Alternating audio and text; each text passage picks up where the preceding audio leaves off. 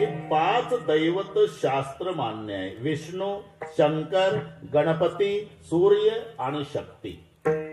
तुम्हाला वाटल त्या दैवताची उपासना करण्यासाठी उपासकाला स्वातंत्र्य दिलेलं आहे. ज्याला जे दैवत आवडतं त्याची भक्ती करा. कोणी विष्णूची करा, कोणी शंकराची करा, कोणी देवीची करा, कोणी सूर्याची, कोणी गणपतीची. फक्त नावं वेगवेगळी येतात. गणपतीच्या भक्ताला गाणपत्य म्हटलं जातं, शक्तीच्या भक्ताला शाक्त नाव येतं, विष्णूचा वैष्णव, शंकराचा शैव, बस नावं वेगवेगळी. नाहीतर आकाशात पतितम तोयम, सागरम प्रति गच्छति सर्व देव नमस्कार, केशवम प्रति गच्छति. हे भेद नाहीत, व्यवस्था आहे महाराज. व्यवस्था भक्ती करण्यासाठीच्या व्यवस्था आहे. पण आम्ही व्यवस्थेला भेद समजतो, तिथून भांडणाला सुरुवात आहे. अरे व्यवस्था व्यवस्था समजा, भांडण मिटलं. नाहीतर गुरुजी खुर्चीवरच बसले पाहिजे शिकवताना, विद्यार्थी बाकड्यावर. आता बाकड्यावर विद्यार्थ्याचं बसणं, खुर्चीवर गुरुजीचं. सांगा भेद आहे का? व्यवस्था व्यवस्था. पण त्या गावचा एक गरम डोक्याचा पालक 90 लावून जातो शाळेत. गुरुजी बाहेर गावचे, हे गावचं काय? गुरुजी गुरुजी उभेच झाले. हे जनावर आहे का बाकड्यावरचे? तू एकटाच माणूस आहे? अरे सर्वांना खुर्च्या द्या ना, तर सगळे बसा बाकड्यावर. असा भेदभाव का करता गुरुजी? लेका गरम डोक्याच्या बापा, गुरुजीनं केलेला भेद नाही रे, शिकवण्यासाठीची व्यवस्था आहे. पण आम्ही व्यवस्थेलाच भेद समजतो, तिथून भांडणाला सुरुवात आहे. बंद करून टाका ना ते. बराच वेळचं वाजलं ते. जमत नाही का? बंद होत नाही? होते ना? आमची आहे पण बंद केले. मला मोदी साहेबाचा बऱ्याचदा आला असेल. मी सांगितलं त्यांना आय एम बिझी म्हणून. तसं सांगा ना. तुम्हालाही राष्ट्रपतीचा आला असेल, काही सांगता येत नाही.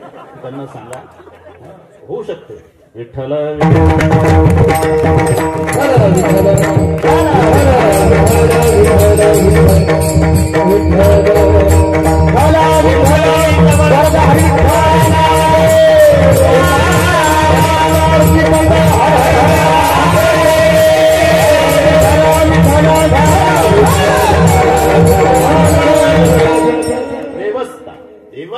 व्यवस्था समजा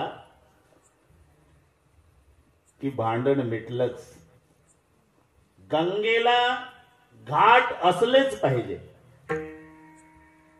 घाट व्यवस्था आहे, भेद नाही. जर एकच घाट गंगेला असेल तर कुंभमेळा चिरडून मरल नाही एका घाटावर. काही या घाटावर आंघोळ्या करा, काही त्या घाटावर, काही त्या घाटावर, काही त्या घाटावर. वाटेल त्या तुम्हाला आवडीच्या घाटावर आंघोळ्या करा. पण तुझा घाट मोठा का माझा घाट मोठा? घाटा घाटावून काठ्या काढू नका एकमेकावर. मग आंघोळ गंगेत झाली. इकडे पहा, गंगेत. गंगा हा धर्म आहे आणि घाट हे पंथ आहे. वेगवेगळे असलेच पाहिजे. नाही तर मी विचारतो, सगळ्या वारकऱ्यांनी ठरवलं की या वर्षी महाराष्ट्रातल्या तमाम वारकऱ्यांनी माऊलीच्याच पालखी सोहळ्यात सहभागी व्हायचं. काय होईल? आळंदी ते पंढरपूर पाऊल टाकायला जागा राहणार नाही, लक्षात ठेवा. मग व्यवस्था. काही वारकरी सेगावून निघले पाहिजे गजानन बाबा सोबत, काही वारकरी त्र्यंबकून निघले पाहिजे निवृत्तीनाथासोबत, काही वारकरी देहून निघले पाहिजे तुकोबाराय सोबत, काही वारकरी आळंदीहून निघले पाहिजे माऊली सोबत. वेगवेगळ्या पंथानं गेलेच पाहिजे. ह्या व्यवस्था.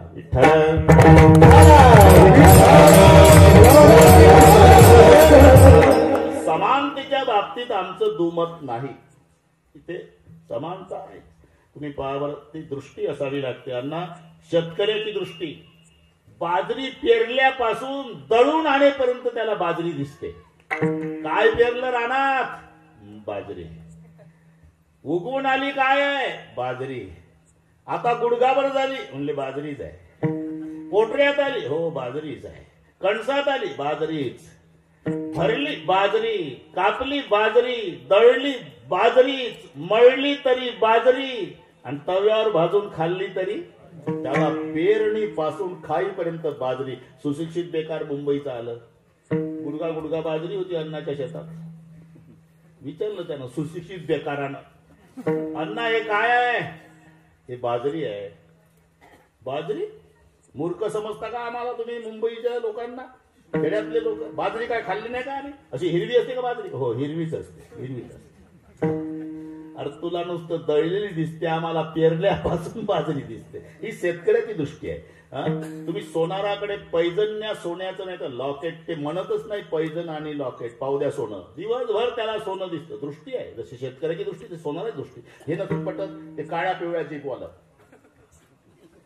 अरे 70,000ची भगवान बुवा त्याची गाडी, 70,000ची गाडी असते. संध्याकाळी घराच्या पुढे उताराला लावतं, ते उटी लावतं दगडाच्या, आणि सकाळी हे असे सगळे लेकरं गोळा करायचे, त्यांना चॉकलेट द्यायचे, ढकला म्हणायचं.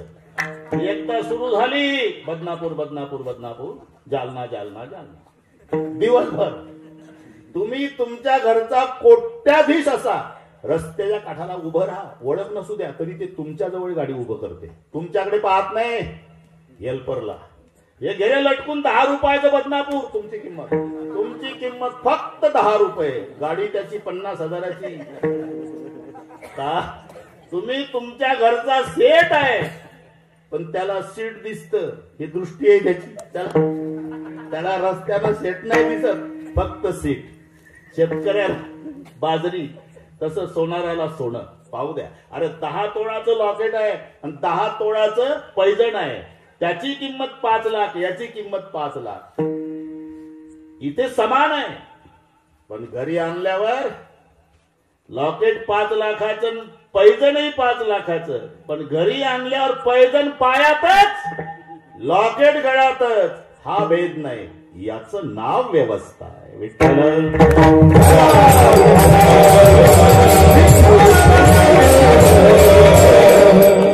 बरोबर आहे. तसं हे उगरडे पाटील, मला अजून महाराष्ट्र वैतागला नाही. शपथ, तुम्ही दिवसभर चाला, वन्स मोरच चालू आहे.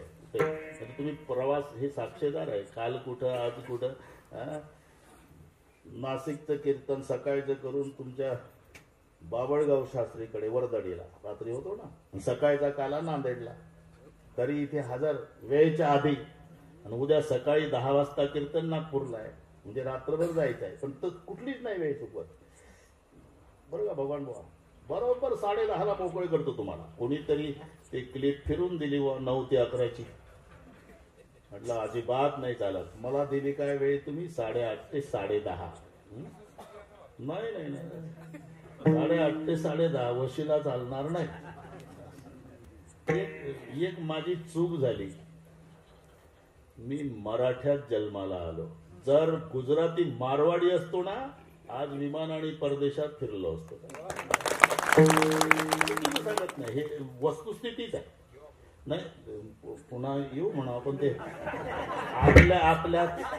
आपण जाग्यावर का तर पाय ओढण्याचे कार्यक्रम, त्यांचा कसाही बुवा असू द्या, आणणारच टीव्हीला, कसाही असू द्या, वर्गणी करून. हे 7 बायां 3च माणसं असतात तरी गर्दी आणि दर्दी म्हणतात. आम्हाला हजारो लोक रोज असतात, त्यांचे 10च माणसं, पण काय गर्दी. असू द्या त्यांचंही बरं आहे. विठ्ठल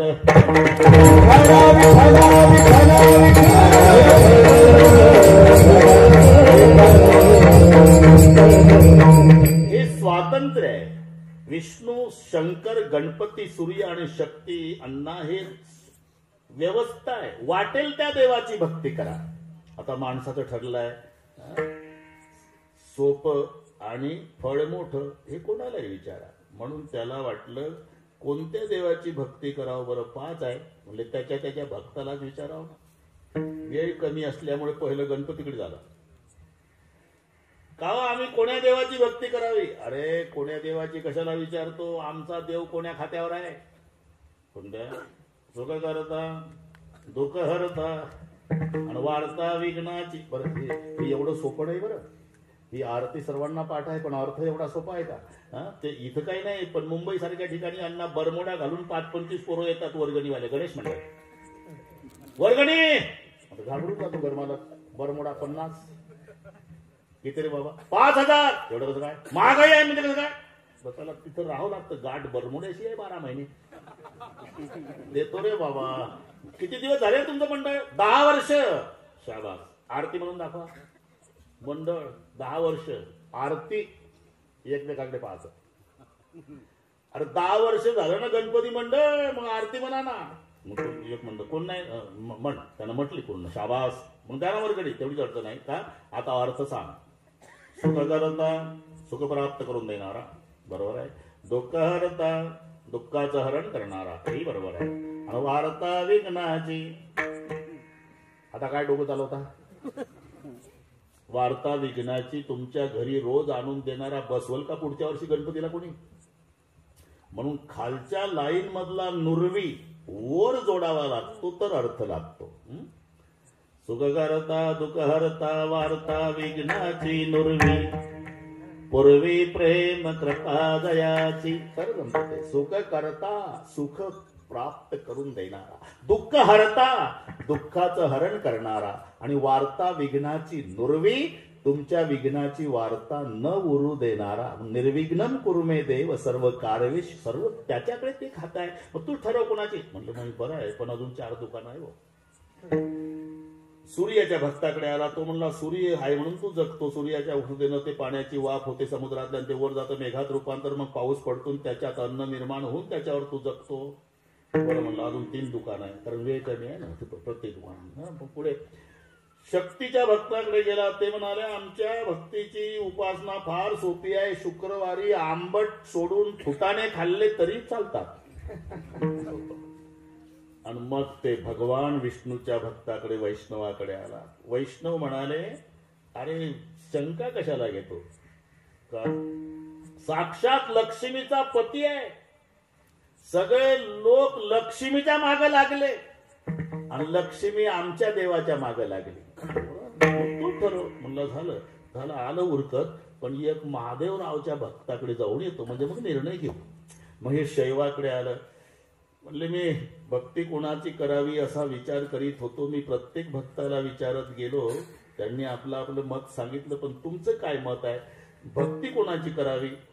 शंकराचे भक्त म्हणले तुम्ही कुठून आले? हे मागच्या दुकानातून. मागचं दुकान कोणाचं? हे विष्णूचे भक्त.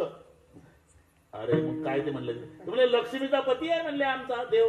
अरे हो लक्ष्मीचा पती आहे, स्वतः लक्ष्मीचा पती आहे. शंकराचे भक्त म्हणाले तो लक्ष्मीचा पती आहे, हो, पण भक्ताची काय अवस्था आहे?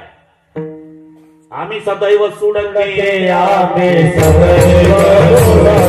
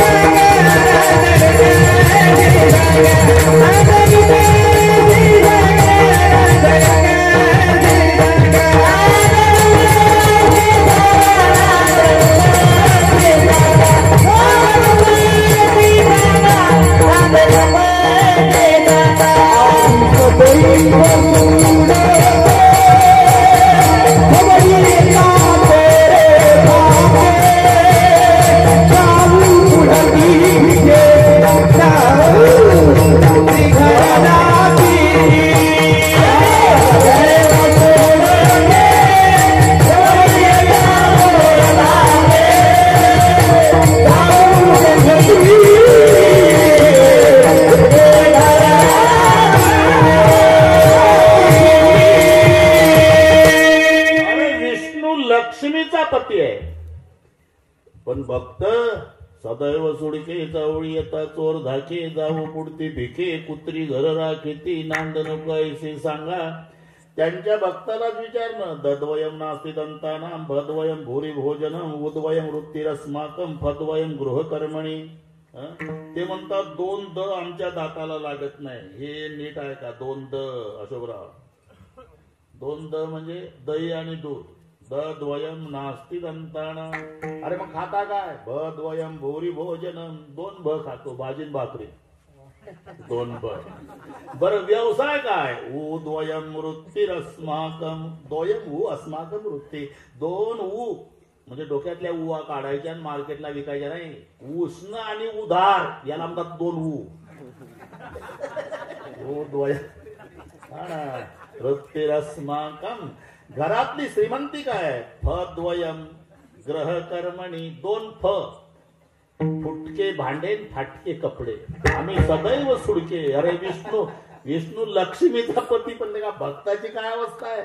याच्या उलट आमचा भगवान शंकर त्यागी आहे. कुठं असतो? स्मशानासी वस्ती रुद्र.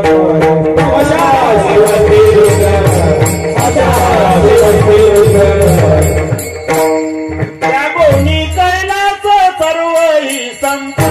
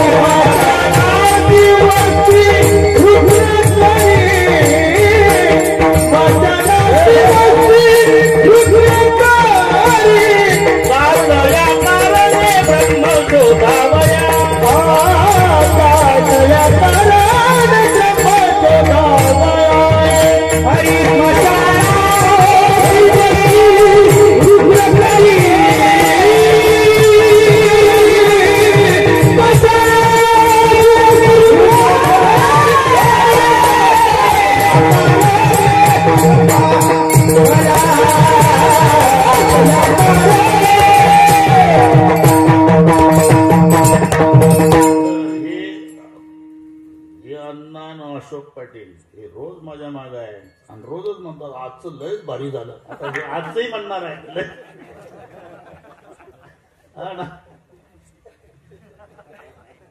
कीर्तन झालं म्हणतात महाराज कालच्याही पेक्षा विठ्ठल.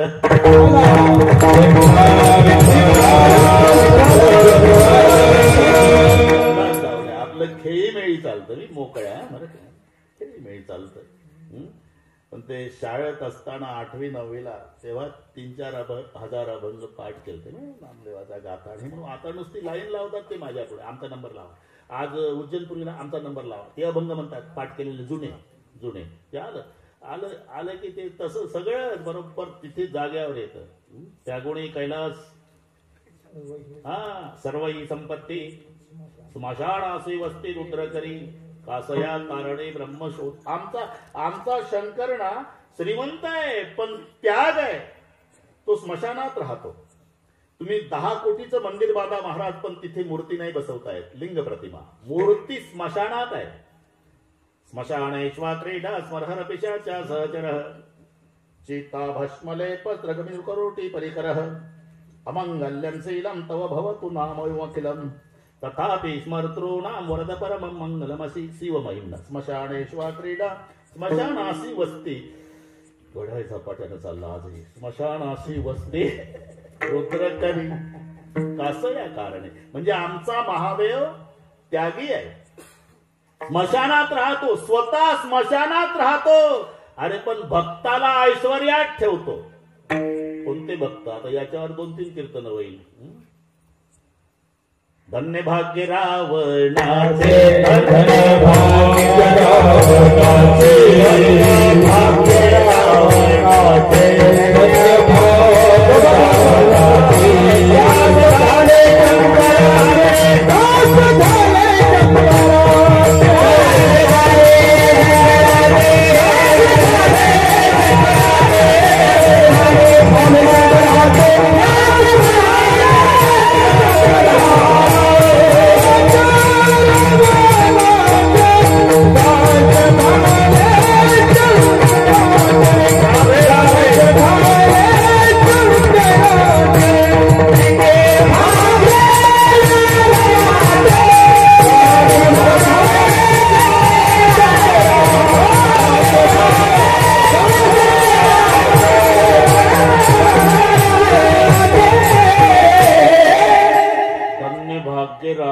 रावणाचे दास झाले शंकराचे.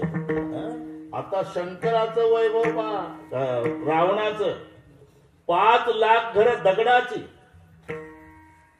7 लाख विटाची, 1 कोटी काशाची, 1 कोटी तांब्याची आणि 7 कोटी घर सोन्याची. सोन्याची घर रावणाकडे 7 कोटी. 10 ग्रामला 50,000चा भाव, 7 कोटी सोन्याच्या घराचा गुणाकार करा, जिल्ह्याचे मेंदू बंद पडल. का सांगतो हे? ते भक्त म्हणतात तूच ठरव आता. आमचा महादेव स्वतः मशानात राहतो पण भक्ताला ऐश्वर्यात ठेवतो. म्हणजे बापरे, हे पटलं बा, आता पटलं. पण आता 9:45 वाजले, पूजेचं कसं काय? म्हणले पूजेचंही काही अडचण नाही. पूजेन केवळ सोपे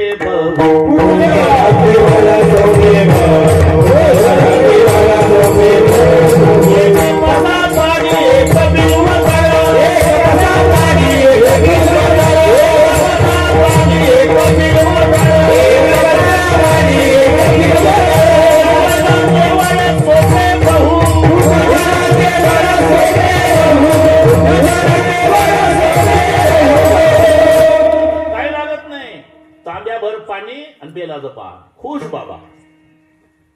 एक पसा पाणी एक बिल्व दळ, पूजन केवळ सोपे बहु. मग मग काय करतो? अरे हेच तर आमच्या महादेवाचं वैशिष्ट्य आहे. ऐका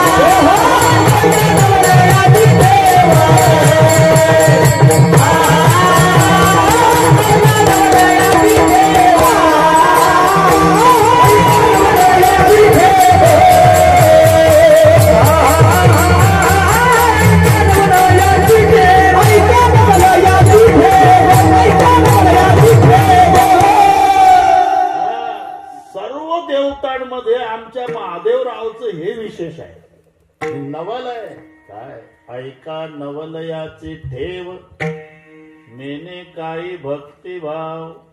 त्याची भक्ती बघत नाही आणि भक्ती करण्याचा त्याचा हेतूही बघत नाही. भाव म्हणजे उद्देश, हेतू आणि भक्ती, ते 2 शब्द आहे. मेने काही भक्तिभाव. ते भस्म खूप आवडतं अशोकराव, भस्म खूप आवडतं महादेवाला. ताजं भस्म तर खूपच खुश बाबा. रोज भस्म न्यायचा भस्मासूर. महादेव खुश झाले. 2 वर्ष तर दिवसभर ताजच भस्म घेऊन जायचा, तासा तासाला, कारण कोरोना होता. ताज भस्म. महादेव खुश झाले आणि मग ते 3 इंजेक्शन घेतले सर्वांना.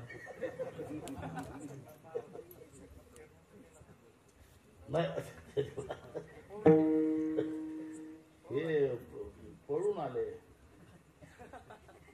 म्हणजे ते म्हणले मला काही घाई नाही, मी नाही येत आताच. ते 3 इंजेक्शन घेतले. 135 कोटी लोकसंख्येने इंजेक्शन घेतले. 3री लाट येणार म्हणे, नाही आली.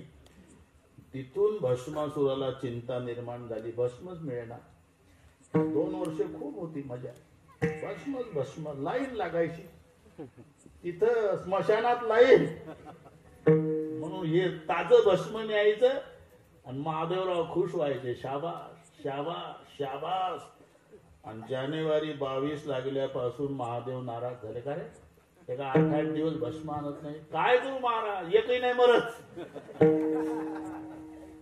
तिसरी लाट होती ना, नाही बंद झाली, येतच नाही.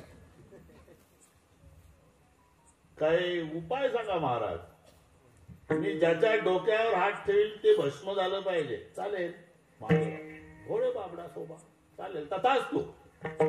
बस मग याला अडचणच नाही. रस्त्यात कोणी भेटलं का ठेवला, चालला भस्म घेऊन, ठेवला हात. असं करता करता याच्या डोक्यात म्हणला, माझ्या हातात तर हे ताकद आहे, भस्म होतंय त्याच्या डोक्यावर ठेवल्यावर. महादेवाच्या डोक्यावर ठेवलं, पार्वती भेटून पठ्ठ्याला, याला म्हणतात भस्मासूर. आणि मग हे पळतोय पुढं ते मागण. भगवान विष्णूला त्याच्यात मध्यस्थी करावी लागली. ते सुंदरीचं रूप धारण करून माझ्यासारखा नाचला तर तुझ्यासोबत लग्न करील, जसे हात करायचे तसं हे करायचं. करता करता डोक्यावर हात ठेवला, यानंही ठेवला आणि पेटलं. जाऊ द्या जाऊ द्या, हे सगळे माहिती आहे तुम्हाला. मी का सांगतो, ते महादेवाचे भक्त म्हणतात, अरे त्याचा हेतूही ओळखत नाही तरी तथास्तु म्हणतं, हे ऐका नवल याची ठेव, त्याचा काय उद्देश आहे याचाही विचार करत नाही. नेने काही भक्तिभाव म्हणले, असा कोणाकोणाचा उद्धार केला, कोणाकोणाचा पूर्ण पूर्ण त्याच्यासाठीचा बंग घेतला. मग तसं कसं केलं,